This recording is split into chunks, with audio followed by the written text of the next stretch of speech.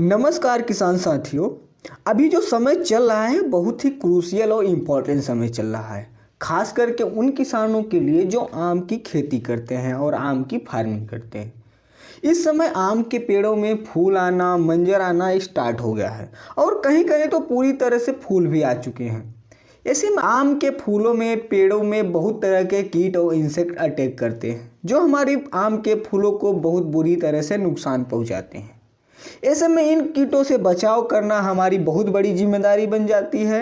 अगर हम कीटों को सही समय पर कंट्रोल और मैनेजमेंट नहीं करेंगे तो यह कीट इंसेक्ट हमारी आम के फूलों को भारी मात्रा में नुकसान पहुंचा सकते हैं, जिससे हमारे प्रोडक्शन में भारी मात्रा में गिरावट हो सकती है।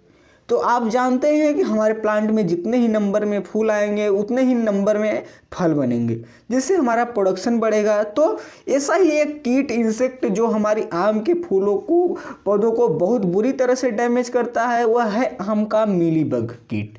यह कीट देखने में तो बहुत छोटा है, मगर इससे जो नुकसान होता है वह देखने लायक ही होता है। तो इस वीडियो में हम इसी कीट के मैनेजमेंट और कंट्रोल के बारे में बात करेंगे और चर्चा करेंगे। तो आप इस वीडियो को लास्ट तक देखिए, जिससे आपको सही और सटीक जानकारी मिले।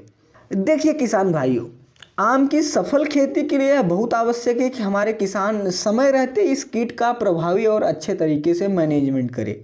यदि इस समय यह कीट पेड़ों पर चढ़ चुका है और मंजर के साथ दिखाई दे रहा है तो यह आम के लिए बहुत हानिकारक हो सकता है। अब सबसे पहले जानते हैं कि मीलीबग की पहचान और इसका पेड़ों पर क्या प्रभाव होता है। देखिए, मीलीबग एक छोटे छोटे सफ़ेद रुई जैसे दिखने वाला कीट होता है जो पेड़ की कोमल शाखाओं, पत्तियों और आम के फूलों पर तेजी से फैलता है। यह कीट पौधों का रस चूसकर उन्हें कमज़ोर बना देता है, जिससे आम के फूलों का झड़ना, कम फल लगना और उत्पादन में भारी कमी आ सकती है।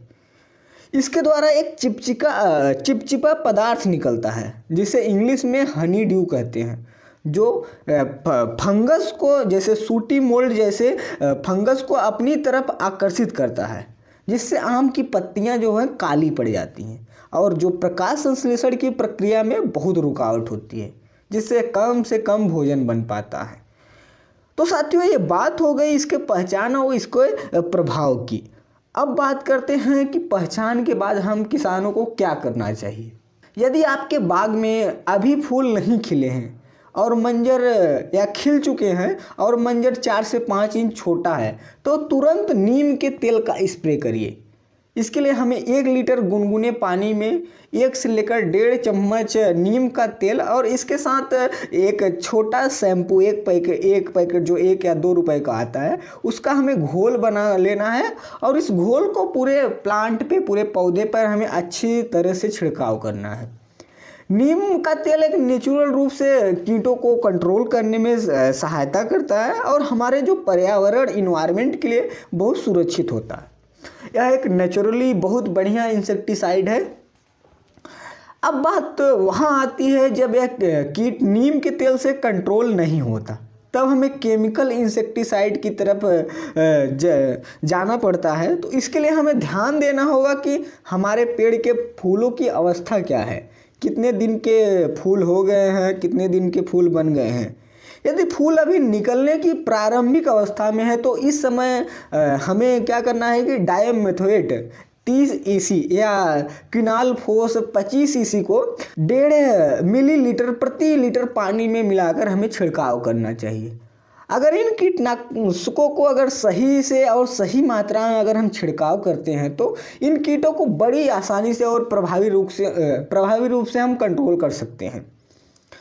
अब तीसरी बात आती है कि बिना हम इन कीटनाशकों का यूज किए इन कीट को कैसे कंट्रोल करें। तो इसके लिए हमें सबसे पहले हमें अपने बागों को, जब भी देखिए अपने बागों को हमें साफ सफाई रखनी होगी और हमें उन टहनियों और शाखाओं को काटकर हटाना होगा जिसमें मीलीबग का अटैक हो चुका है, और जो काटने के बाद इसको किसी हमें गड्ढे में दबाना होगा या जलाना होगा, नहीं तो यह कीट वहाँ से फिर दोबारा चलकर आ जाएंगे और हमारे पौधों पर अटैक करेंगे।